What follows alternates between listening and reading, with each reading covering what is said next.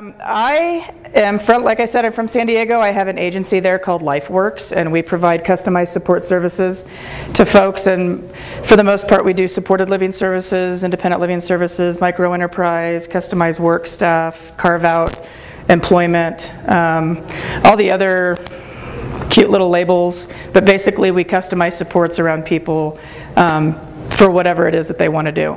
We're really small. We support 29 people, which right now actually seems huge to me, but it's been around for about 8 years. And so the majority of my career has been spent supporting people who have gigantic labels, who have really gnarly reputations, who a lot of other agencies have decided not to support for one reason or another.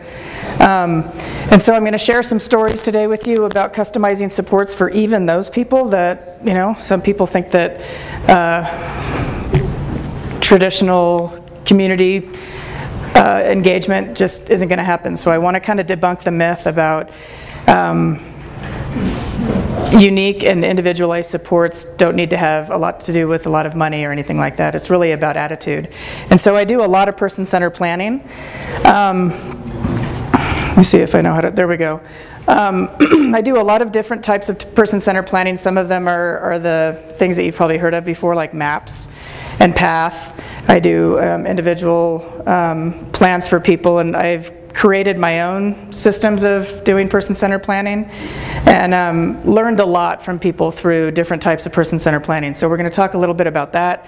I want to give homage to, I was talking to Emma yesterday over beers around the band, around the pool, which was super cool, but we were acknowledging that, you know, none of this stuff that we talk about is solely our idea. I'm basically kind of the mechanism that gets it out to people, and I do live it, so I do the work itself, so I think that makes me a little bit unique. But, you know, we're all the people that are doing the customized supports. It's not, this really isn't rocket science, right? But it seems like systems get in the way and kind of make it seem like it has to be some certain sort of system that's set up. So what I'm trying to get people to think of is that this is really a shift in the way that you approach things. This is really a shift in philosophy, I guess. So I've done, for the last maybe 18, 19 years, done a lot of work in Toronto, Canada with Jack Pierpoint and Marcia Forrest prior to her passing away, and John O'Brien, John McKnight, people like that have done a lot of community building and customized supports. And so I want to acknowledge that those sorts of people are the people that I've learned so much from. So what are the benefits of person-centered planning? What are the things that, if we do them well, what happens to the people that we support and the agencies that we're working in? One thing is that you're guaranteed to be collaborating with the stakeholder themselves. So if you do person-centered planning well, you're going to be, by nature of what it looks like, collaborating with the person themselves, not just the team that's built around them, and not just the team at the school or the team in the day program or the medical team. It's, if person-centered planning is done well, you're collaborating with the person. You're avoiding pitfalls. So you're solving problems before they ever happen. I'd like to not recreate the wheel every time I go to work every day. I'd like to kind of prevent some things from happening if I can. And if I'm going to do person-centered planning really well, I can avoid some of the things that other people have really failed with. I can share my failures and make sure that people in the future don't fail from those either. So I'm going to avoid pitfalls, which, as an administrator of anything, that is a money saver, which is what the whole system is about right now. It's all about money, right? It's all about saving money. So person-centered planning is actually a money saver, which is one of the things that people say is that it's a money grubber, but it takes too much money to do it. But I'm here to challenge that myth. You're encouraging dreaming.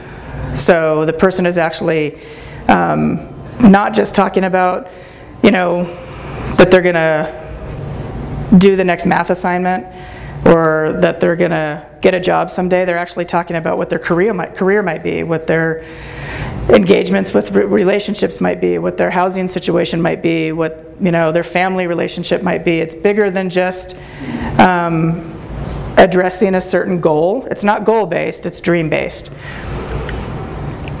The key person feels heard. And I'm sure that you know people that probably have felt like they've never really truly been heard before. If person-centered planning is done really well, then you know that the voice of that person has been heard possibly for the very first time. And it's not the voice of the parents, it's not the voice of the school personnel, it's not the voice of the people that wear suits that claim to know them. It's the voice of the person in whatever realm that might be in. So the person feels heard. And when somebody's heard for the first time, the likelihood of them sharing their dreams and their ambitions later on is much higher.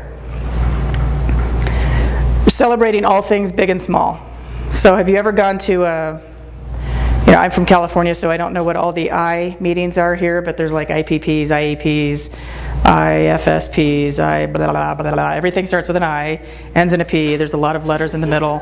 Whatever those are, you go to those, and it's all about what they didn't do right, and we need to fix it, right? It's all about what they cannot do, and we need to solve that problem. And they can't really go on to the next thing until that's fixed. Person-centered planning isn't about that. It's about celebrating what they can do. It's about celebrating gifts and capacity and what they bring to the table and celebrating them as a person, big and small. From my perspective, I run an agency, and so the people that I work alongside of are doing really incredible work. And when those teams are surrounding the person that they're working with, it's beautiful. When that team is running smoothly, it's incredible. I mean, they really are functioning as a solid unit around that person. When you have really good person-centered planning and it's used well, not only done well to begin with, but it's used well in its function, it's used to make that team stronger. And that team is going to know from that point on what their mission is. There's no question about where they're going to be going, right? Because the person-centered plan says it right there. This is what you're going towards. This is what you're looking for. So it helps the team all know how to be on the same page at the same time. Provides a framework for future action. So the person you're not floundering around from year to year waiting for the I/whatever P. You always know that you're going in the right direction, and by the time you get to the next I/P, you already know where you should be addressing. I mean, you always have to put that stuff in writing for the feds, right? I mean, we all know that. We just have to bite the bullet and do it. That's how you get your money. But if you get to that meeting and you've done person-centered planning well, you already know where you're going for the next year. You already know the person's ready to share their dreams and their ambitions, the person's ready to share their story, and they're ready to go. So it needs to be a living document. It needs to not be something that's kind of shoved away in a folder someplace just to check off to say that you did person-centered planning. That's not what it's used for. It's not just just to say that you did it, because now it's a law. So it's actually functional. If done well, the brainstorming is much richer. So the facilitation around person-centered planning is really, really critical. The person doing the facilitation around that can really draw out much richer ideas from people. If it's a safe, cohesive, collaborative environment, the person sharing their story is going to be able to share much bigger ideas, and the people surrounding that person are going to be able to share much better ideas. So it just gets richer, more personal, more intimate, and more real, and less clinical. That's the key, less clinical. But there's always a billion excuses. Always a billion excuses of why person-centered planning can't be done. And one is that it takes too much time. How many people have either heard that excuse or used that excuse? I've used that excuse actually in the past, to be honest with you. It takes a lot of time to do person-centered planning the right way. But as a business owner and as a supporter of the people that work for me, I know for a fact that it saves me time in the long run. It might be an investment up front. It's kind of like putting money in a money market. I mean, the stuff that you put in when you're 25, you're not going to really get much out of that until you're 65 or whatever, but you know that it's an investment. And over time it trickles. You need to make the investment up front, and it'll pay off in staff longevity, much better services, happier people that are being supported, And it just makes sense when everybody's on the same page and there's not a bunch of rambling around wondering what they're supposed to be doing. It costs too much money, mostly because it takes a lot of time. But for the same reasons that I just said, as a business owner, it saves me so much money because I don't have the turnover that other people do, because the employees that I have all know where they're supposed to be. They all know what they're supposed to be doing. They all know what they're supposed to be working on, and they have input. They have ownership. So if the person being supported feels like they're being heard, the employees feel like they're being heard, everybody's on the same page. It's money saving. People's jobs are much, much better. The student person doesn't communicate. How many times have we heard that? This person doesn't talk, so we can't really do person-centered planning for that person. They don't communicate, so we can't. Has anybody heard that before? Yeah. So, and you probably all know this too. I'm preaching to the choir on this one, but everybody communicates. If they're communicating in, you know, if they speak Wilson, then our job is to figure out how to speak Wilson, right? It's not their job to learn how to speak whatever it is we're speaking. It's our job to figure out how to speak that language. So it makes our job maybe more complicated, more intriguing, but it is possible. And that means including people that know that person well. And that isn't always the people wearing the suits. It could be, you know, in my son's school, the janitor is actually one of the people at his school that goes to most of the person-centered plans that I do there, because that dude knows everybody. And he knows them in a way that's incredible. Like, Mr. Nick is the man, and everybody knows it. And he's come to about 4 or 5 different person-centered plans that I've done because he knows them. The other person that knows people really well on a school playground is the lunch lady. The lunch lady knows all. In a really scary, creepy, many deep details kind of way. We just need to get the I/P done, right? We just need to get it done. It's just a formality. We don't need any person-centered planning. We just need it done. We just need to cross it off. Send it into the people that give us the money, and we're good. How helpful is that, to have another meeting where it doesn't mean anything? Anybody want to go? No? Anybody want to give your time and energy to something that's not going to mean anything? Anyone? What? That's what we do. That's what we schedule meetings to cross out the box so we're done. Come on now. That's what we do. He's doing really well. The student or the person is doing really well. We don't need to do any person-centered planning. So is it possible that they could do better? I'm doing really well right now, but I still have dreams and ambitions for the future. If nobody wanted to put their time and energy into me, I would be stuck where I am right now, and that wouldn't be satisfying to me. But I think I have a really good life. I'm happy, but there's more out there that I want. So I want to do some planning. To say that somebody's doing really well and that's just kind of the end of it is just mean. It's just really mean. So if we already know him really well, then we don't need to get to know him any better. We're kind of done. We reached maximum capacity of the level of which we know people at, right? We don't have to do it anymore. People change all the time. Kids develop all the time. People are constantly in development. If we just stop. I mean, I can look at plans that I've written for people 2 years ago, and their plans are completely different now when I write them. So just because I know somebody really well doesn't mean that they've stopped developing. Again, that's just really mean.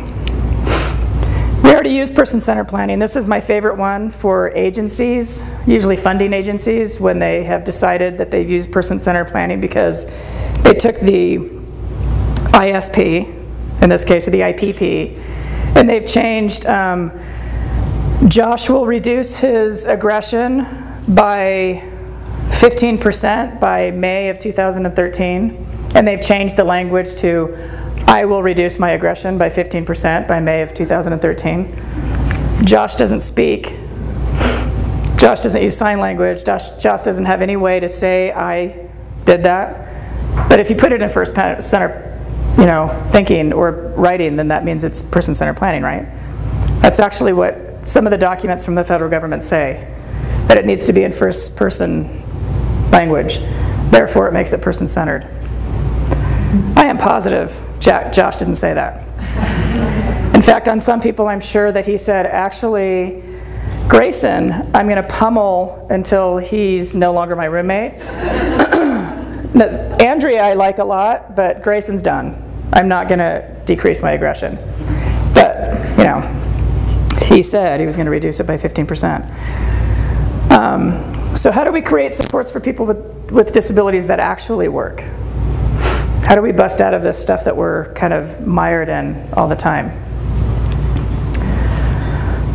Avoid programs. But we all work in a program probably, or you're all entrenched in a program in some way, whether you're a professional, a parent, or whatever, right? We're all in programs. But I want us to use the word program cautiously, because when you're looking for something that's going to work for somebody, it can't really be a program that's already designed. It could be a program for one person. It could be a program for Josh. But Josh's program and Elliot's program are not going to be the same. Even if they both have autism, how could they not be the same? What do you mean? Right, so we need services that can be customized one person at a time. Listening through true person-centered planning. Every situation needs to be customized for that person. Slipping somebody into a slot is not helpful. So, yeah. I really like that we're customized. Sometimes we say individualized. You're saying customized, and I just wondered, was there a choice behind that? Yeah, Ann Donnellan, do you know who Ann Donnellan is? She's an autism expert, Dr. Ann Donnellan. She's a good friend of mine, and she actually got me to stop using the individualized word. She said, individualized is good, but if I go on a flight on American Airlines to France, I'm going to get an individualized meal, but it's not customized. It is an individual meal. It's my one and only super air-packed, really scrumptious meal that's just mine, but it's definitely not customized, right? So, words can be interchangeable. I could go through this thesaurus and come up with something even more clever. It works for me because I think that custom built just seems like what I do. It just seems like it makes more sense to me. I like the word better too. So there's a bunch of different ponderings around person-centered planning. There's a lot of different tools out there, and you may know of some, and you may have not heard of some of them. But there's different ones popping up all over the place. And every tool has its own niche, right? A path is used for a certain thing, a map is used for a certain thing, an essential lifestyle plan is used for a certain thing, a liberty plan is used for a certain thing. Depending on what you're doing, you should know what avenue to take. And so sometimes I do a lot of training around how to actually facilitate person-centered plans. And once an agency or an organization finds out how to do one, then they stick with that one, and that's what they use all the time. But I'm encouraging you to kind of know about all of them and use them at the appropriate time. But more than that, I'm really encouraging you to just shift your way of thinking. Person-centered planning isn't a tool. There are tools that support person-centered thinking, but person-centered thinking is really a mindset. I mean, it really is shifting your mind around, changing from programmatic to customized. And so you could use a tool, or you could make one up on a napkin right now. It wouldn't really matter where you got it from. You could call it, the Diet Coke tool. It doesn't really matter what it's called or what it is. It's your intent behind it is to find out who that person is and what their dreams are and what their motivation is, and find out the things about that person that make that person tick. So, you could come up with 10 different ways to do it. But each time I do a path, and I've done literally hundreds of them, they're all different. So it's not necessarily the path that works, although I'm not sliding the path, I love it. I love the path. But it really is how you go about it and the philosophy behind it and what your intention is behind it, what you're trying to get out of it, and the passion and the intensity that you can put into it. That's when you're going to get something back out of it. If you just go through and do a path just to say that you did it, probably isn't going to get the whole customized feel. You're probably still not going to get that gourmet meal. You're still going to get that airplane food. This, for those of you who has never seen a path or heard of a path before. A couple people. This is a path. It's really hard to see, but this happens to be a path, my agency path, that was done about 5-6 years ago. At a time when my agency was maybe 2 or 3 years old in a big, huge transition. And we needed some kind of grounding. Holy crap, what are we doing? I need to know what this agency is going to be doing in the future. We were kind of in a financial crisis because we were splitting away from San Diego State University and going off on our own and incorporating. It was terrifying. So we did a path, and basically what the path looks like is this whole part over here is the dream and the vision. Look at my sequins, very shiny and snappy. And then it goes through a whole process of figuring out how you're going to make this dream and vision come true. So this happened to be a path for an agency where at that time we were tiny. I think we supported maybe 6 people. And we had all 6 people that we supported there, their families, their teams, all their employees were there. And we had some other people that are just fond of us, or I guess our fans were also there, our stakeholders we call them. And we got together and we created this path, and we set a goal to have all that stuff finished within a year. And we finished it within a year, and we've since had another path done, and we're actually having another path done late summertime to kind of keep us focused because we're in another big transition time. So path is kind of when your gut is telling you, don't just stand there, do something, like you know you need to move forward. You're at oftentimes it's like, you know, I'm going to be moving out into my own apartment, or I'm going to be going off to school, or I'm going to go get married, or whatever. There's something in the future that's going to be a big deal, and this is a planning event that's going to help you get there. It helps you put your dreams out there, get them out in the public for everybody to see, and then you can't go back on them, right? Once they're out there and everybody sees it, you can't say you didn't say that, because everybody knows. This is an outline of a map. Similar to a path, but a little different style in that it also focuses on the person's history and what's happened to them in the past. And it talks about how to avoid the nightmare, how to get the dreams out there, but also significantly how to avoid the nightmare. So this is often done for people that are coming out of a bad situation, for instance, maybe somebody moving from an institution or, you know, something like that, moving into something different. You would want to know how to avoid the institution feeling or the nightmare behind the institution type of thing. So this is when your gut is telling you, don't just do something, stand there. A little different. So this isn't a big action planning event. It's more like, let's get our stuff together, figure out where he's been, and figure out where we can go from here. But it's kind of like identifying what's been happening for that person is really important in that situation for some reason. Oftentimes somebody transitioning to another level of school, from elementary to middle school, which my son's doing this year. Holy cow, yikes. He's having a map done, that's for sure. So when you're kind of transitioning on, that's a good time to do a map. Essential lifestyle planning is more about gathering information for somebody. This is really, really good to do in school settings when the child's going to be moving from a teacher to another teacher to another teacher every year. This is how to get really good information, pertinent information about what makes that kid tick and how you're going to avoid the pitfalls. It's slowing down and getting to know the person really well. So what really makes him angry, what really makes him happy, what really makes him sad, what are the things that he likes to do, that kind of thing. It gets very intimate. It's all the medical information is brought in. So this is where you would really gather the people together that know that person well.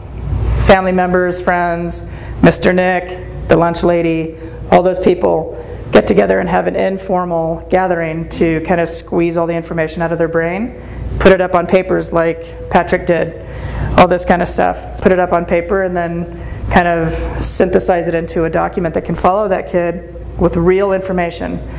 Because as a provider of services to adults, I'm the person that is the recipient of the school-age kid after they're done, right? So all the information that's gathered on that child gets to me at some point. So believe it or not, services don't stop at 22. They go on and they go to people like me. It's great. But I need information that's different than just their IEP. I need information about who are they? Who is that guy? What if, if I was going to go support him today, what would that look like? What would I do to make that happen? So gathering the people together that know that person well. Always ask the next best question. We're going to talk about that in a little bit. It's a phrase that I coined a while ago around making sure that people don't get stuck in their knowledge. Oftentimes, providers are some of the most arrogant people on the planet, and we think we know our people really well, right? We think we know really, really well what's going on for this person, and it's not out of, and I'm guilty for sure, so it's not because we're mean people, it's because we think we're doing the right work, we just think we're doing it really, really well, and we get stuck. And as soon as we start thinking, I'm doing really good with this guy, he's doing really good, that's when you're not doing so good with that guy. As soon as you start thinking you're doing good, you should really take a look at what you're doing, because that's when things go awry. You should always be just a little bit nervous, I think. Just a little bit. Not like full-blown anxiety attacks or anything like that, but always just a little cautious and always watching and always planning. When the planning stops, that's somebody's life that you're talking about, right? So we may feel comfortable in our positions providing support, but that's that person's life. So if they're requiring us to kind of be on our A game all the time, it's really important that we not stop planning. But the next best question is about, you might get some information like, Jordan doesn't speak. What would be the next best question I would want to know? What way does he communicate? Then what? Well, Jordan communicates through facilitated communication. Then what? What does that look like for him? What does that look like for him? Then what? Who helps him? Who's the facilitator? Who helps him? Who's the facilitator for that? What else? With Jordan, now I know that one of the questions I would ask for Jordan is, does that generalize to all environments? Because actually it doesn't. I found out the hard way. It doesn't actually translate to the Del Mar Fair. It doesn't, so don't go there. If I had known that ahead of time and asked the next best question several months before that, I wouldn't have gotten a black eye. But I thought I knew really well. He uses facilitated communication. He does really well at it. He's got great facilitators. I know how to facilitate. I'm really good at that. Well, this was in the beginning when I was just getting to know him. Just because I know how to facilitate with 30 other people doesn't mean I know how to facilitate with Jordan, even though I'm good at it. Arrogance much? Right? So he needed to let me know really well. Announce your vulnerability. I think this is one of the things that we do not do very often. And this is a fairly new learning for me. And I learned a while ago that the more I acknowledge to the group of people that I'm trying to get information from that I actually don't have a clue what I'm doing, the more information I get. The more I come in there and act like I'm the professional and you're going to want to be listening to me, the more that just shuts people down. I mean, that shuts me down too when I hear stuff like that, so I can only imagine. So when I go into a person-centered plan, I am very clear that the reason why I'm doing that is because I don't know anything. So I need more information from the people that know that person well. And the more open we are about being vulnerable and fairly clueless, the more real information that we're going to get.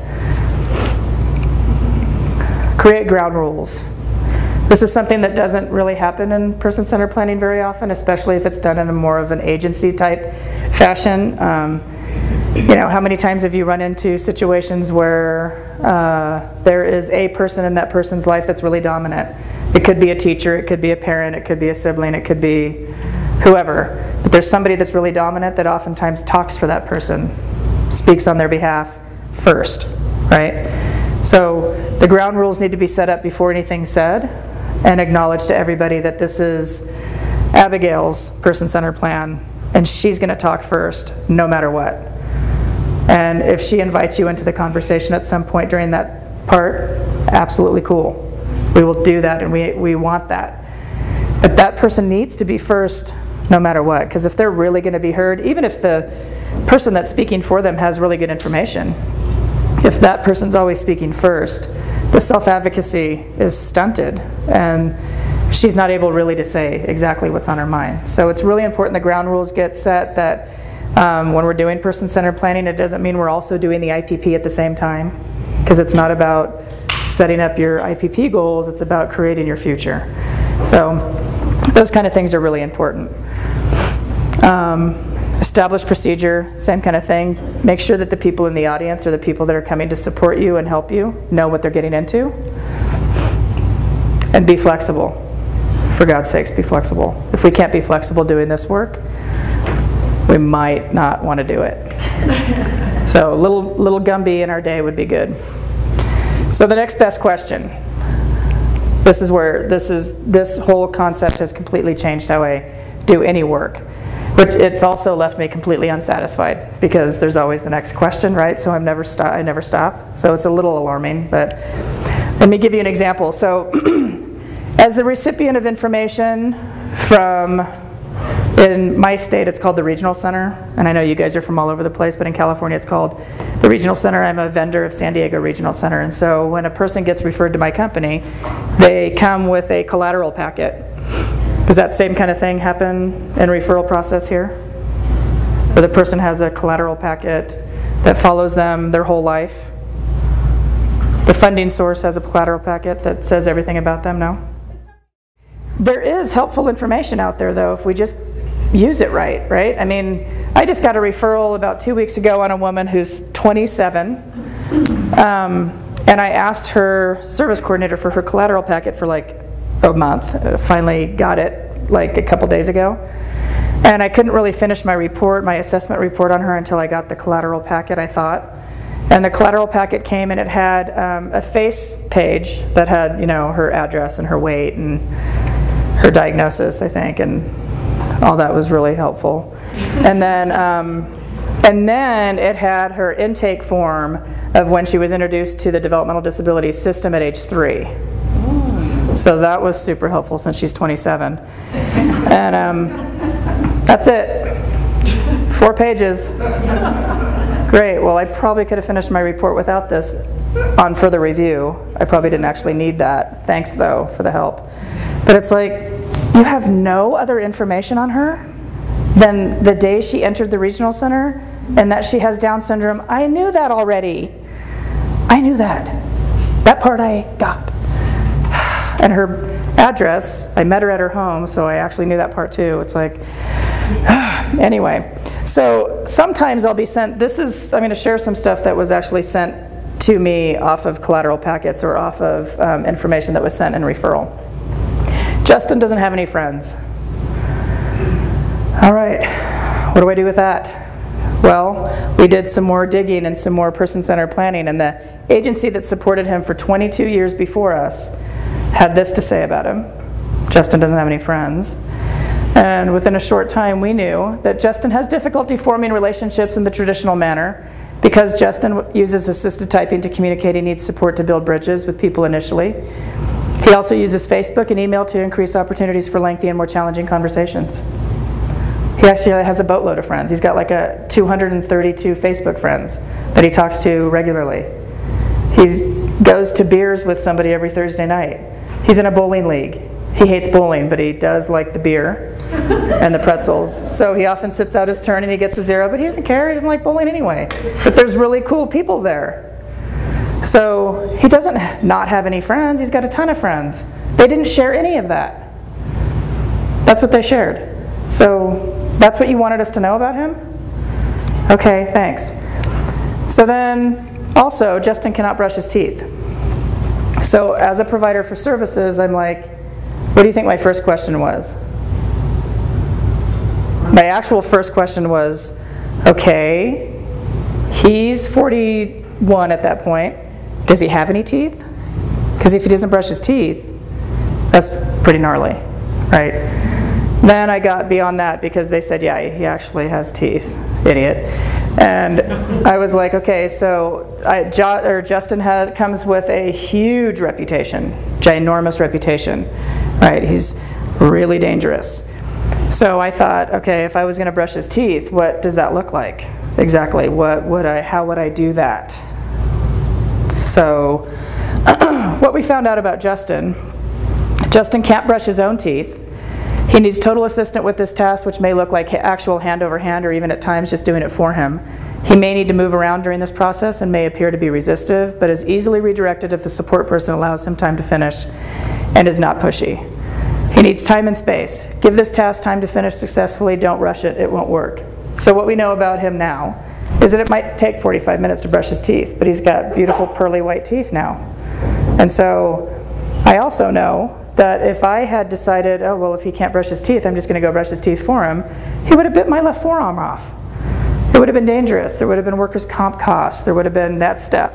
If it was me or somebody else would have quit, for sure. Somebody would have gotten hurt. Justin would have felt bad.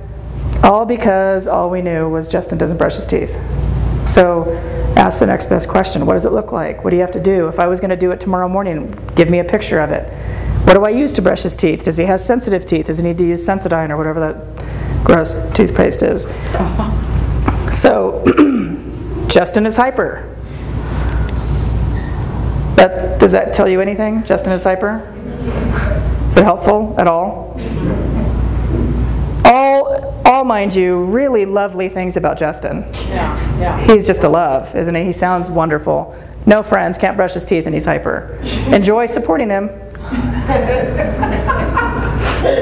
Justin has a great deal of energy. Justin's team must be made up of very active people. Couch potatoes will not do. He needs to be able to be on the go most of the time, and being held back by a more sedentary team member is unacceptable. So what we know about Justin now is that he's got autism and he's got a movement disorder. So he's on the move fairly, if he's awake and he's not having a seizure, he's going. So if you're a couch potato, you won't last half a shift on that dude's team. I mean, it's like go, go, go. He lives out in rural Hamul, California, which is in the middle of nowhere, and he walks for miles on end and chases the goats and chases horses and chases snakes, and he chases things, sometimes his staff. So you need to be pretty on it. I mean, I was supposed to work with him the other day, and I'm on crutches, and it's like I actually had to find somebody to cover my shift because really, that wouldn't be a good shift. So it's like he's not just hyper, he has a movement disorder. He has a movement issue. He needs to move. It's not hyper, he just wants to go. So don't label it as hyper, it's just, it is what it is, and work with it, it's no big deal. But people have to label it something bad, right? It's like we give people more labels than they can possibly stomach in a lifetime.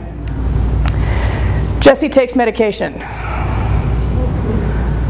That's it. That's all I got. Anyone giving meds tomorrow morning like to know anything about that? Yeah. What would you want to know? Any particular ones? Oh. So not just random medications. There's actually like a protocol, right? Maybe she takes them for a particular issue. I wouldn't know that because it didn't say so. So when we did some digging on Jessie is on 2 medications that need to be watched by her physician closely. She takes both of them to help her stabilize her mood. Seroquel, Lexapro. They need to be monitored by blood draw. It's kind of a big deal, right? Kind of need to know that. Her blood's then screened by her doctor, and if any adjustments need to be made, the doctor makes them. Jessie is not necessarily able to alert anyone if her medication is not at the right dosage. It is important for her team to be well aware of the side effects and what to watch for so that any issues can be addressed immediately. Extreme fatigue, disorientation, erratic behavior, unexplained agitation, and inability to self-soothe. All of which are things that Jessie deals with on a normal day anyway, right? So the team that she was on before she came to our agency, the people didn't know any of this. They were just random people that came into her house to support her, like on-call people. They didn't know any of this, so how would they know what her normal mood is versus the a little more agitated, escalated behavior, right? Jessie struggles with the administration of her medication. Don't expect her to take it with water. It makes her gag, and she will vomit on you. I probably should write that. Allow her to place them in applesauce. It will go much smoother. It'll save your day. So just some information that everybody needs to know, right? It's basic. It's not, again, not rocket science. It's just information that if I was hit by a bus and my agency closed and you started supporting Jessie, would you want the first sentence or the last 30 sentences? The last 30. It's just, I mean, let's help people out here. Save information that makes sense. Alan likes to write. Anything? What does he like to write? Yeah, checks. Does he like to write checks? That would be awesome. I mean, they would bounce, faux show. But Alan does not write by hand, as his dexterity is very poor. He does type independently, however. He types slowly, but is very accurate. He uses the internet well and can navigate any site. We didn't know that. He didn't even have a computer when he came. Alan's very creative and has an incredibly strong talent at making up stories. He is passionate about cartoon stories and has written a comic book. His comic is a story about a hero that has a disability and works towards making the world a more inclusive society. He has used the internet to help to develop relationships worldwide. He has friended a heavy metal band in Australia called Legion Draxon that has written a song about Alan and is giving the proceeds to Alan's fledgling not-for-profit corporation designed to help people with disabilities create small businesses. Didn't know that. We just thought he liked to write. He's written 2 screenplays, this dude, that have been noticed by producers in Hollywood. Neither of them have been purchased, but he is hoping if he partners with someone with experience that this may come true. And he actually has a new team member on his team that has connections in Hollywood and actually is a screenplay writer too. And so they're collaborating on something, and he has some connections, and so Alan might actually make it in the screen. He's really good. I mean, it really is good stuff that I would never watch in a million years, but there's some kooks out there that would. So, but all we got was Alan likes to write. Come on, people, really? He's a brilliant screenplay writer. Has crazy amounts of comic books online that, again, not my style, but whatever. There's people that love that stuff. And it's being purchased. I mean, people buy it. He sustains himself on selling his comic books. So had we not known that, he'd still be on the system, right? He'd still be on the grid. But no, he's actually... Claire knows what to do in the event of an emergency. Not so much. So Claire has the verbal, so Claire knows what to say. If you say, so Claire, if there's an earthquake, because I live in California, so that's what we say. We don't say fire or anything, we say earthquake. If there's an earthquake, what do you do? And she's like, you know, go in a doorway or call 911, or, you know, she'll tell you the whole thing that has been written by her door for the last 30 years when she was in a group home. She can tell you where the red line goes on the exit plan. There's no exit plan in here. This place is unsafe. So she can tell you where to go, but she cannot act on that. And I know that because there was actually an earthquake, and there was a blackout in California, in San Diego, that lasted like 24 hours. It was gnarly, and she was alone. And that's how we found out that she actually can't do any of that. She can tell you, she can regurgitate it, but she can't act. So now we know that her safety is kind of, we need to be doing more actual training on that, about what would happen and what she would actually do and where she would go, and actually move her through it physically. So that little bit of information was the only one of the only positive things I've ever gotten on somebody's referral packet. Claire knows what to do in the event of an emergency, and it's wrong. I mean, she knows what to do, but she won't actually do it. So it's very frustrating. Karen has a lot of friends. Karen is actually a professional musician. We didn't know any, we thought that they meant she has a lot of girlfriends that she hangs out with, but she's actually in like 17 different bands. She's like she's a crazy pianist. I mean, she's just super good. She's blind, and she also has autism, and she's just an amazing musician. And she's in like 3, I think maybe 4 now, really successful, very popular bands in San Diego. She travels with them all over the place, makes boatloads of money under the table. And you know, she's got all these like wacky musician friends that she hangs out with that are super cool, that we never would have thought that those people could support her, because they were never identified as her friends. They were identified as people that she goes to play music with. But when she travels, she doesn't get any support. Her band just does it because that's what they do, they're friends. So it's kind of cool. She's awesome. This is a Liberty Plan. And so it's kind of, this is a plan that I created kind of out of necessity, because I was doing a path for an individual that has autism and was having a path done and was really, really stressed out behind the whole, behind the pomp and circumstance of it. He was really scared of it, so he wanted something downplayed a little bit and wanted it more focused on certain things in his life. So we created a Liberty Plan on the spot, and we've actually started using it with a lot of different people, and it's more succinct and it's more specific to a topic. So instead of just making it like, hey, what's your dream? It can be synthesized down into different areas like fun or work or home or relationship. This is an example of the path that we did for that guy. I've had 6 paths done on me for a variety of different reasons, and each one of them have created something gigantic in my life. And I don't mean like gigantic like I, you know, went to Italy. I mean gigantic like I adopted 2 kids. I moved 700 miles away, quit my job of 21 years, started a new business. I mean, all those things are, for me, were life-changing, huge things. They would have never happened if I didn't have those paths, because it gave me so much clarity in that moment that it moved me forward to a different level that I'm positive I never would have gotten to. So it's really important. I had already done paths.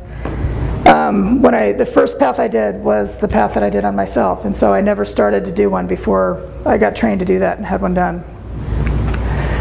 Make sure the focus person is interested in doing a person-centered plan. I mean, sometimes we just do them because that's what we're supposed to do.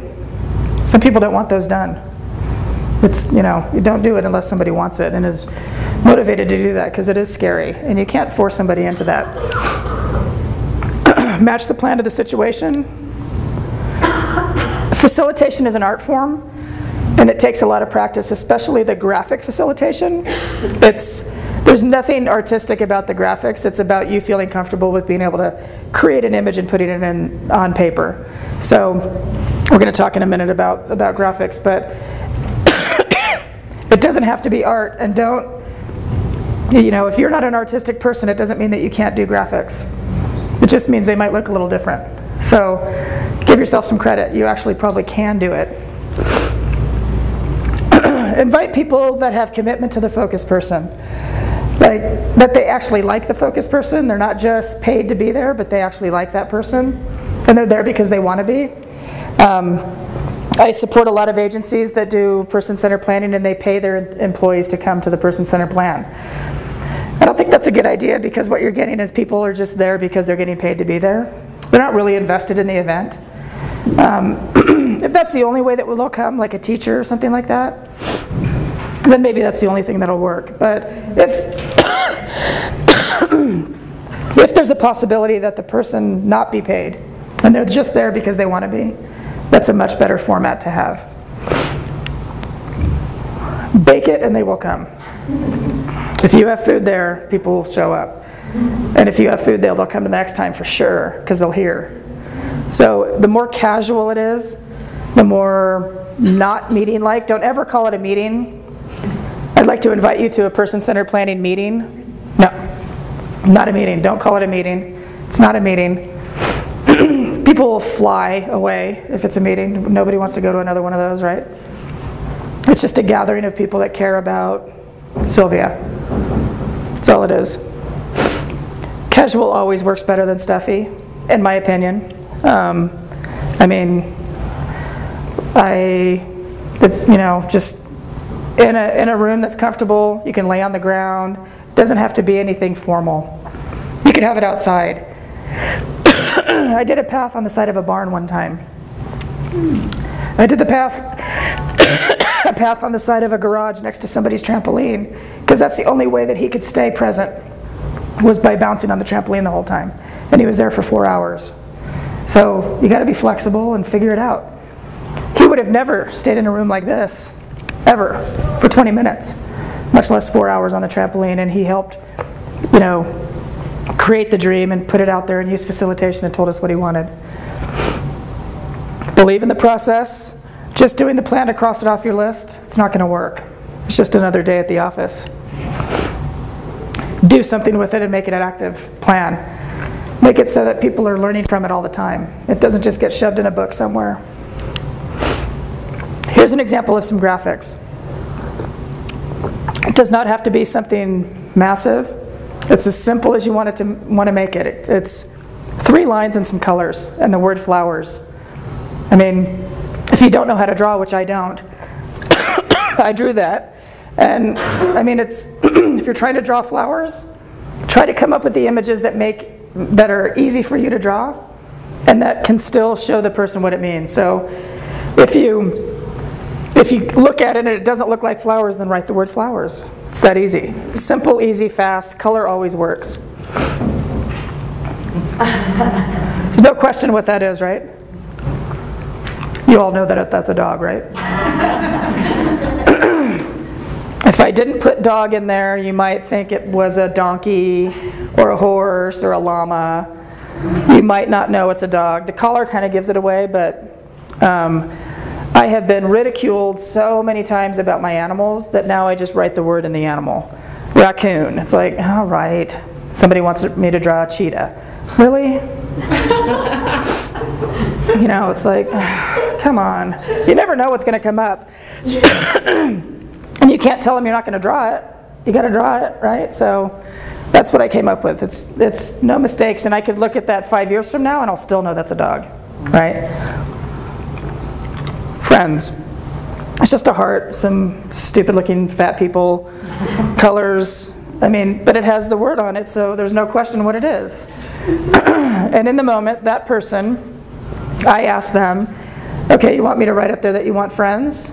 Give me an image of friends. And she said a heart with people in it. A heart with people in it, really? Okay.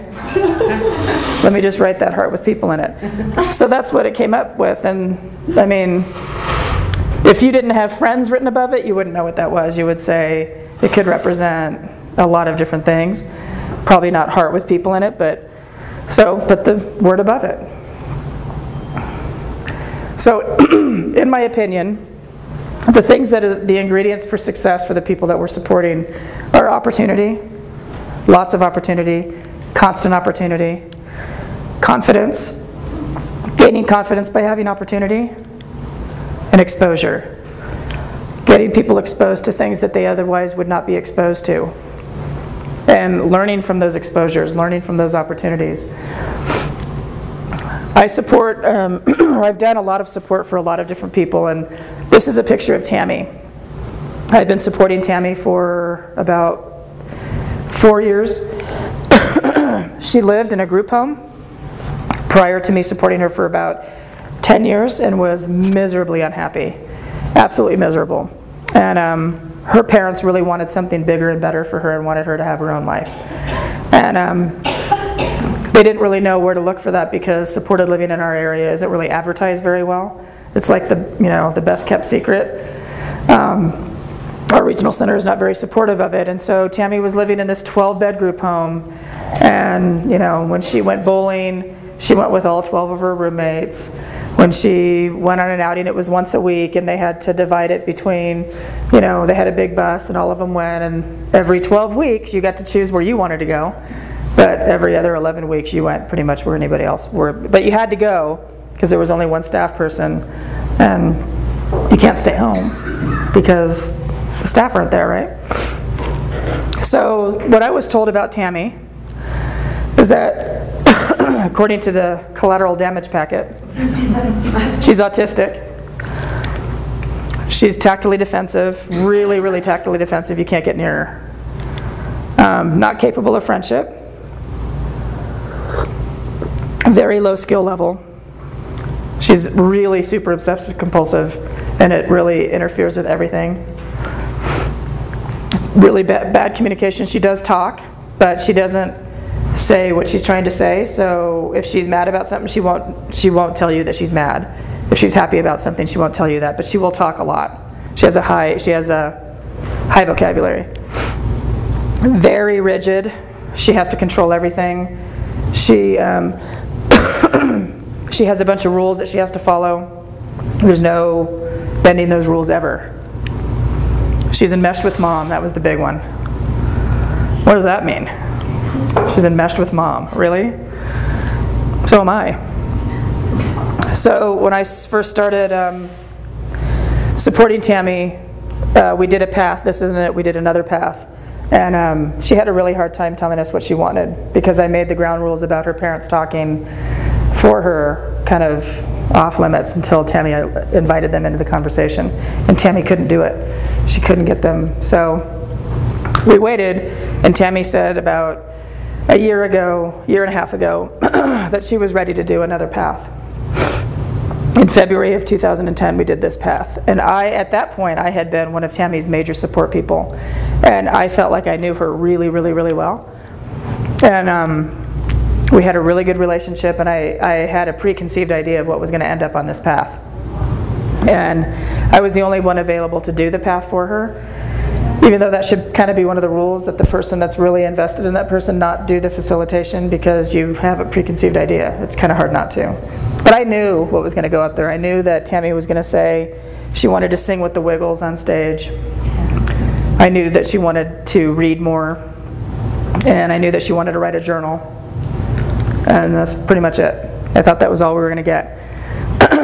Upon further review, when Tammy started opening up in her safe place, she decided to tell us that she wanted to own a condo in Mira Mesa, and she wanted the condo to have a music studio in it so she could cut a CD. What? Wait a minute, I know you really well. What are you talking about? She wanted to write a book, her memoir. She wanted to take art classes. She wanted to go to New York Hall of Science and go to a New York Mets game wearing her Piazza jersey. She's really shy. Tammy's super, super shy. She wanted to do some public speaking, and I was like, oh, come on. Now she's just saying this to please me, right? She wanted to do public speaking, and she wanted to start by doing like orientations for the teams with me. But then when she got comfortable with that, she wanted to go to Sacramento and talk to the governor. This is when Schwarzenegger was in office. And she wanted to learn how to make sushi, and she wanted to go to Japan. Okay? All of that was stuff I had no idea. And I know Tammy really well, right? So fast forward a year from then, Tammy and I get asked to speak at the USD Autism Institute last summer. And we were speaking about person-centered planning, and Tammy came because she wanted to do some public speaking, and this was a new event with a stage and like a, big thing, big huge thing.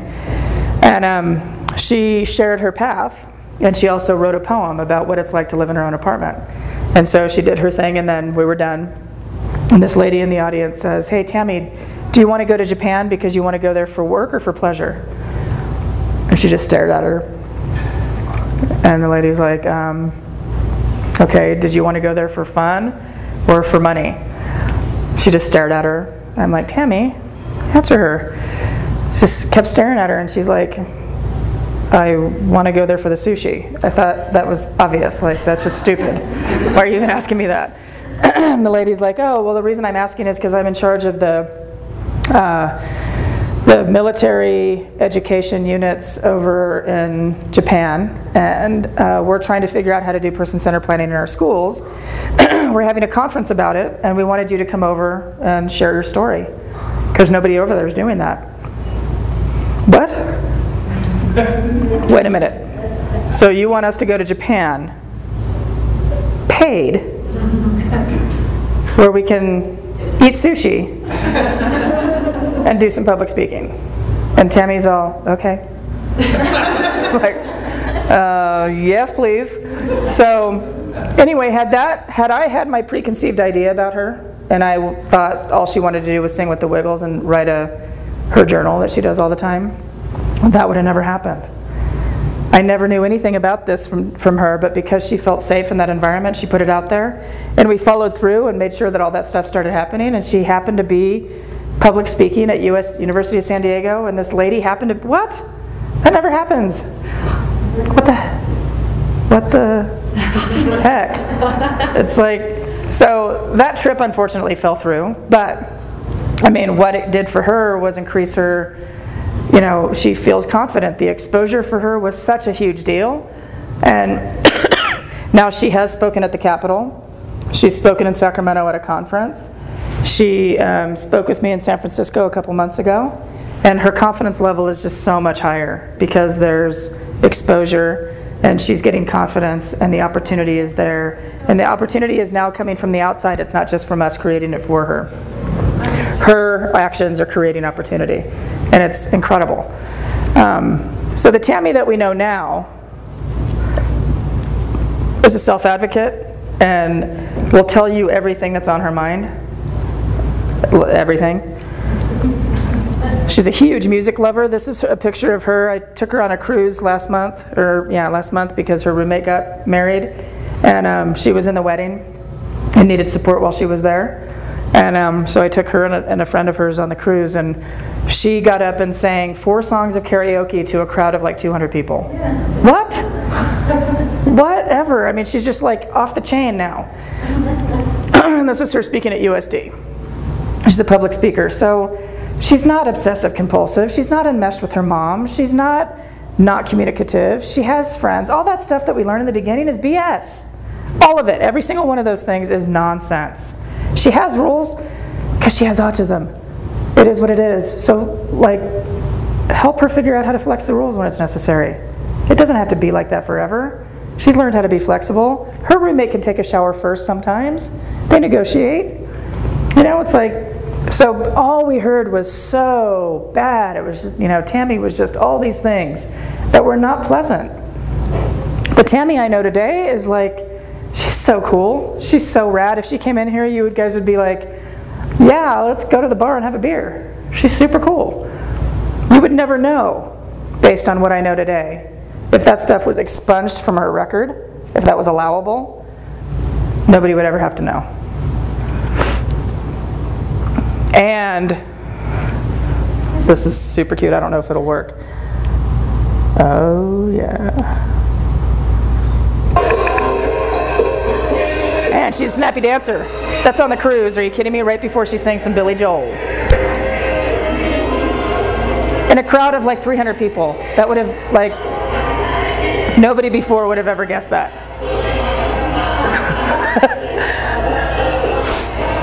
She is so awesome. She would probably kill me if she knew that I was showing that. Oh yeah. Seriously? Actually, I do have music, Patrick. It's not just you. Take that. Can you do the dance though? Oh, I had somebody come and do the dance for me, named Tammy Cohen. I'll accept that. Yeah, all right, thanks. I had to stand in, otherwise I would for sure. Or I'd have Bronwyn do it. This is Jeremy. So what we knew about Jeremy was he has autism, lo and behold. Nonverbal, combative, socially inappropriate. What does that mean, socially inappropriate? Really? Me too. Antisocial, will not graduate from high school, no way. Needs to be in classes that focus on independent living skills. Right? I love that one. He's just not capable, basically. Jeremy is definitely on the spectrum. The motor issues involved with autism affect him greatly. He doesn't have any verbal speech. It could not be cuter, though, seriously. He needs total support, is what we were told. This is Jeremy at in New York. He's at the science, or the museum for, I don't know where it is, natural art maybe? Something like that? I don't know New York. Some big gigantic place with 1 billion different people, with his team member supporting him. Now, 3 years ago, we would have never, get him on a plane? Really? Yeah, not gonna happen. So Jeremy gave his high school commencement speech. at Torrey Pines High School in Point Loma, San Diego. He was all over the news. It was a huge deal. He starred in MTV True Life, I Have Autism. You might want to Google that. It's really cool. So when he was in high school, MTV hooked up with him and did a thing about him. He's a second-year college student, getting straight A's. He's a writer on the college newspaper. He participates in a writer's guild. He co-wrote a book called A Full Life with Autism that just came out about a month ago. Co-wrote it with his mother. A really, really good book, and it's part written from the mother's perspective and part written by Jeremy's perspective that gives hints and tips and his perspective about what it's like to live on the spectrum. He's a member of the Autistic Global Initiative, which is an international initiative of people with autism supporting the United States government to move forward with autism. And he's a representative to the United Nations. All that stuff. BS. Representative of the United Nations really won't graduate from high school? Really? I mean, it's just nonsense. We can't believe that stuff. The myths about people are damaging. Can you imagine having that stuff said about you? That's the real Jeremy. He's incredible. Joaquin. This is a guy that I hooked up with about 3 years ago when his sister was desperately trying to get him removed from an institution in California, in a locked facility. He had been living there for about 8 years, and the state of California wouldn't let him out because he was a danger to self and others, and because his medical risks in the community were just too much that they couldn't take the risk of the liability of him being out in the community. So Joaquin is 43 now. The truth is, we did a lot of research about him and did a lot of planning. For 3 years, we spent in the court systems trying to get him out of there, out of a place called Fairview Developmental Center. Horrible, horrible, horrible place. You know, he had a work program. The work program was that he'd go to a room and sit on the couch and watch other people work. He did really, really well with that. His goals and his IPP were Joaquin will come to the medication cart after one prompt, because, I mean, when he completes that task, his life is going to be fulfilled, right? He is going to learn how to socialize with other people by playing Connect 4 by himself. Anybody know the game Connect 4? Two things are wrong there, right? I mean, you can't actually play Connect 4 by yourself, and you don't learn to socialize by yourself. But that was written into his federal form, his IPP. That was his goal. And that he would learn to pour juice from a pitcher. At 40 frickin' 3? What? Teach him how to pop open a soda can or a bottle of water. Really? Because why is that important? Nothing was important. So now, Joaquin lives in a community that's really rural. He lives about 2 blocks from his sister, and his family lives about 10 minutes away. He used to live 3 hours away from his family, and they're really involved with him. They're awesome. He has a great team that supports him. He has 2 people with him all the time. He's out in a restaurant. He's on his front porch drinking coffee. He works in the community. In the bottom right picture, he's picking up trash. He lives in it's really dry where he lives. It's kind of deserty, and it goes up in flames every year pretty much. It's really scary. But so he picks up trash, and he loves to rake, and he loves to weed eat. Loves it. So he actually got a job as a volunteer, a paid volunteer, through the fire department to go around people's houses and weed eat 20 feet out from their house, right, so the fires don't get right up there. And so he's working. He also has a job where he loves to walk for like days at a time, and where he lives is right on the California-Mexico border, like literally right on it. And he knows a guy that owns a ranch that has like 50 acres. And when the undocumented citizens from Mexico cross the border, I don't know what the deal is, but they always carry a backpack, and then they leave it in this guy's land and leave. So every day he goes out there, and there's dozens of backpacks over there. I don't know why. I'm sure there's some really, I don't want to get into. Joaquin actually is obsessed with backpacks. So he loves to walk and he loves backpacks. So he goes to Chris's ranch 2 times a week and picks up backpacks. He takes those backpacks back, and him and his team try to refurbish them and give them to foster kids if they're good enough. Some of them aren't, I mean, some of them are nasty, but some of, like maybe 20% of them are usable, and they give them to the big foster care system in San Diego. So he's giving back to the community, but he can't work. He's a danger to self and others. He's scary. He's got a seizure disorder that's really terrifying. Well, he's going to have seizures in the community or at the hospital, right? It doesn't really matter, because even when he was living in the developmental center, it would still take about half an hour to respond to his seizures.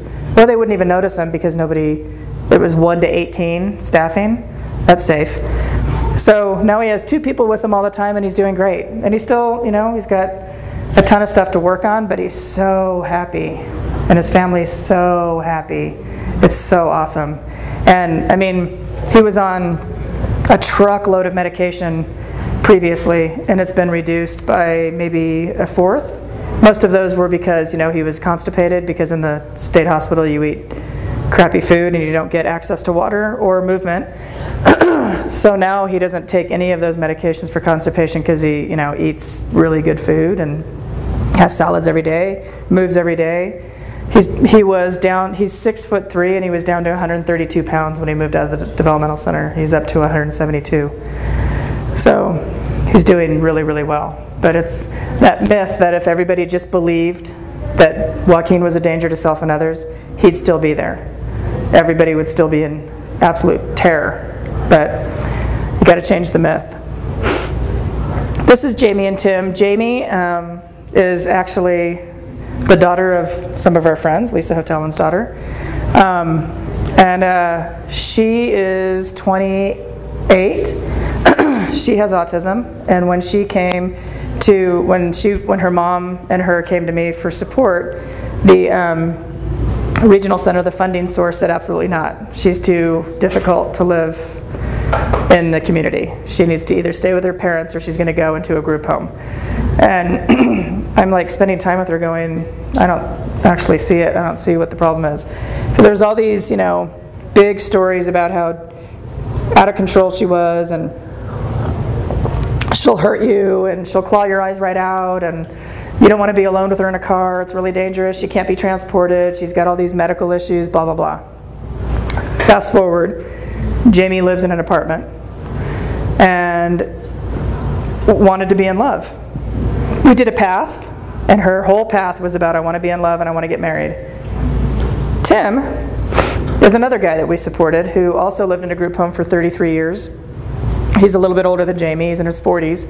And Tim was basically coddled his whole life, and his foster family just really didn't have much faith in him and really thought that Tim was not cognitively capable of living in his own apartment. That's only for people who can, completely do everything themselves, which would exclude me, for sure.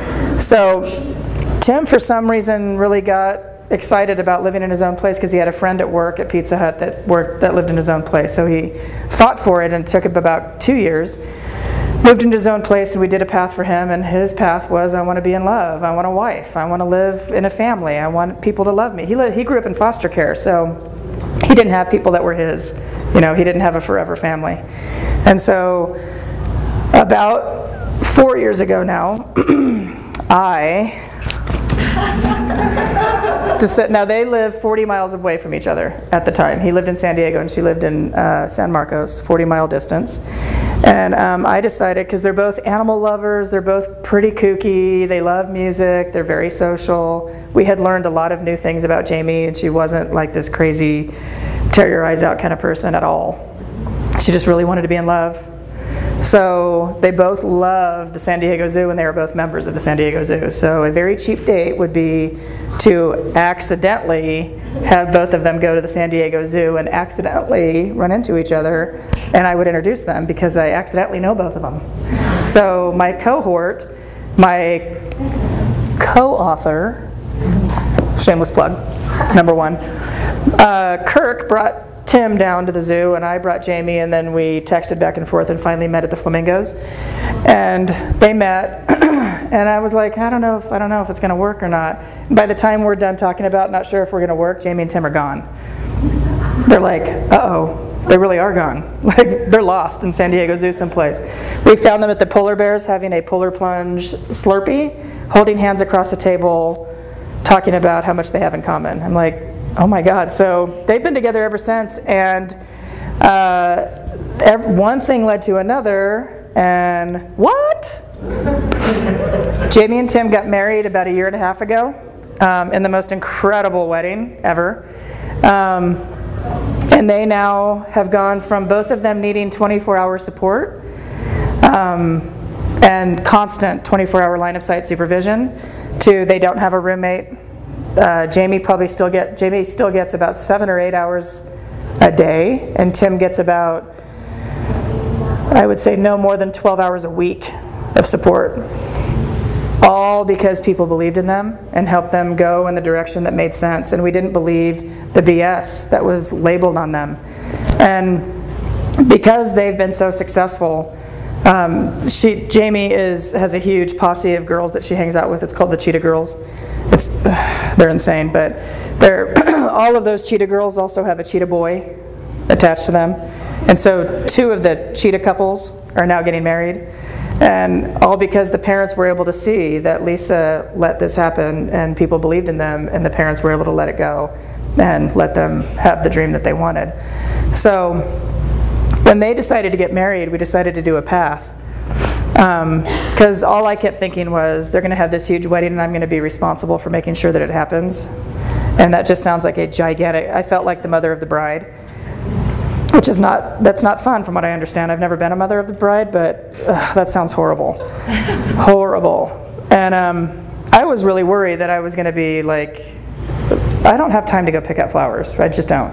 I don't have time to find a venue. I don't have time, all that stuff.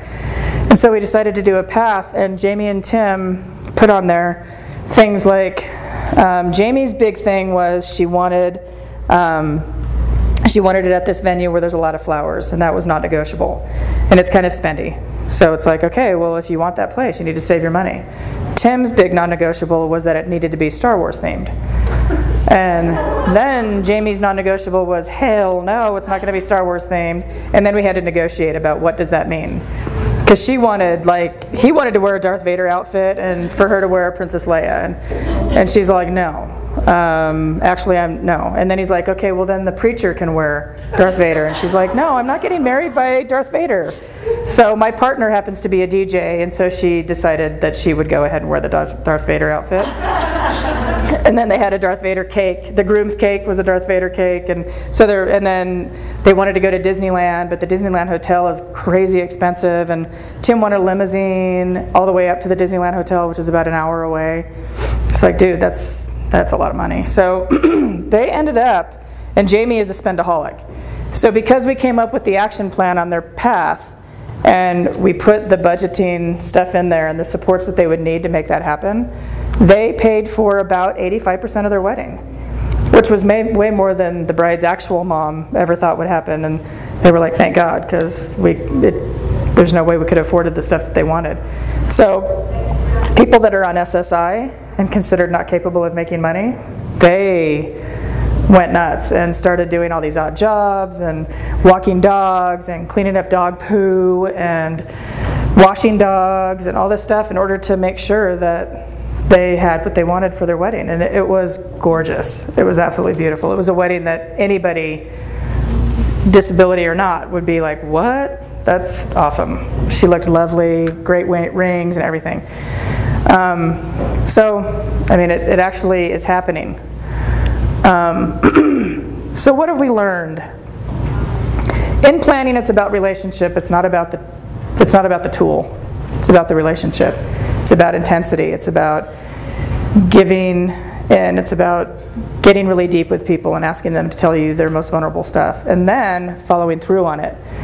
You know, asking somebody to do a person-centered plan and being that vulnerable and putting that dream out there and then shoving it in a corner somewhere is one of the most cruel things that you could ever do, right? If you have no intention of ever following through on it, then don't do it. find somebody that will. But it's not cool to ask somebody to put that out there and then have no intention of following through. Whoever shows up are the right people. One of the things about person-centered planning is that people will hire will invite like, you know, 1 billion people, and then they'll get worried they need to cancel it or they need to reschedule it or they need to not do it because, you know, Aunt Louise can't be there or the principal from the school can't be there, whoever these specific people are. Just plan it and the right people will come, and whatever happens, happens. You can't control everything. As long as the star person is there, that's really all you need. And the facilitator that's going to get them through that. Like I said before, food always attracts people. If you build it, they will come, and if you bake it, they will stay. That was a quote by my friend Shafika Sante. It's a true statement, for sure. How many people grabbed some of that candy over there that Bronwyn decided, yeah, it's a very good move. Think out of the box. If you know somebody likes fishing, for instance, go beyond that. Why do they like it? What is it about fishing that intrigues them? Does anybody know who Judith Snow is? Have you ever heard of Judith Snow? Yeah? She's incredible, right? So I did her path about 2 years ago, and that was scary. Judith Snow asked me to do her path. I'm like, well, okay. So when Judith was first in the person-centered planning movement, and she was actually who person-centered planning was kind of developed around the Joshua Committee, which was her circle of support.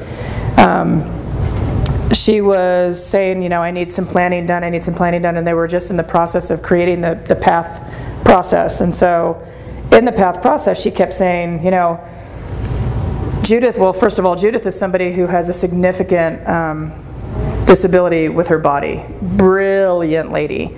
So her body doesn't move. I can't remember the name of her diagnosis. It's irrelevant, but brilliant lady, but her body does not move. She literally can move her thumb maybe 1/4 of an inch, and that's about it. Her eyes move and her mouth moves. Other than that, she needs total support. She kept saying in her person-centered planning that she wanted to drive a truck across country. She's from Toronto, and so it snows quite a bit up there. And she kept saying, yeah, that's what I want to do. And people are like, yeah, it's actually not going to happen. You know that you can't drive a truck. She's like, no, that's what I'm doing, and we need to figure out how to make it happen. And she was dogged about it. And she kept saying it. And they're like, Judith, seriously, you're a smart woman. You know that's not going to happen. You don't have a license. There's no truck on the planet that you could ever afford that's going to be adaptable enough for you to drive it. It's not going to happen. Kept going on and on. So when they finally figured out that they needed to ask the next best question, which was, why do you want to drive a truck across country? She said, well, I have a lot to tell people. And it's the only way that I can think of getting all my stuff with me where I need to go. So driving a truck across country makes sense. So that's why I want to drive a semi-truck across country. And they're like, oh, okay, so now let's get the semi-truck out of there. How can we make this happen? That was a long time ago. I don't know exactly, maybe 30 years ago. But now Judith is all over the place. She's actually in California, or was just in California a while ago, a couple weeks ago. She's all over the place. She travels all over the world telling her story and taking her stuff with her, taking her staff with her, or whatever needs to happen in order to support her. But had they just been like, you're not driving a truck, move on, next, then that would have been squashed, potentially. And we wouldn't have had the gift of Judith Snow traveling around the world, really, telling her story, right? So always be asking the next best question. There's always the next best question. Always. Once you think that you have the final next best question, know that there's a next best question. It never stops. Ever, ever. I'm ahead of myself there. This can only be done one person at a time. It's whatever you figure out that you're going to do for that one person, it's one person at a time. What you do today with this person is going to be significantly different than the next person that you do. So all planning needs to be one person at a time and not about a formula. There's no like sheet that you need to fill out and you're going to come up with the best plan. It's not about that. It's about how you approach it. It's an approach and it's a philosophy. It's the way you go about it. And just when you think you're done, you're not. So these are some references, but more than that, even more than that, the next shameless plug. This is my book right here on this table. I just wrote a book around intentional teaming, and it's more about customizing supports for the people that do the support. So it's kind of like doing person-centered planning, not for the person receiving supports, but more about the team that is supporting that person. Because in my perspective, I do a lot of consulting, and I kept running into agencies and different people that were really struggling with the people that were supporting them. And they were running into the same problems over and over: staff turnover, and low morale, and poor work performance, bad attitudes, people not buying into the people that they're supporting, family conflict with the agency, conflict between the person and the team. So when I started paying attention to, they're running into the same problems that I don't seem to be having as much. I mean, not that I'm not problem-free at my agency by any means, but I'm not running into the same things over and over again. And it seems like we've created a system that is more intentional and customized around the people that work there. And when people are, when we hire people to work at LifeWorks, we hire them to support a specific person. So we don't hire, hey, that person looks good, let's interview him and get him on board, and then we'll figure out where we're going to put him. When we hire, we actually put out if I was going to hire somebody to support Beth, I would actually place an ad based on what her needs are. And people would apply to work with Beth because what they read in the ad made sense to them. Now, whoever works with Beth might not be the same people that work with Joaquin. They probably wouldn't be. So we hire specifically. So anyway, the intentional teaming is just about that. It's about customizing supports for the people that are doing the actual supports, and how the outcome then is satisfaction from the person receiving supports, because the team is happy and functions as a unit. So with that said, thank you for being here. I appreciate it very much. Sorry about the whole throat debacle. I think now that I'm done, it's over with. So yay for me. So thank you.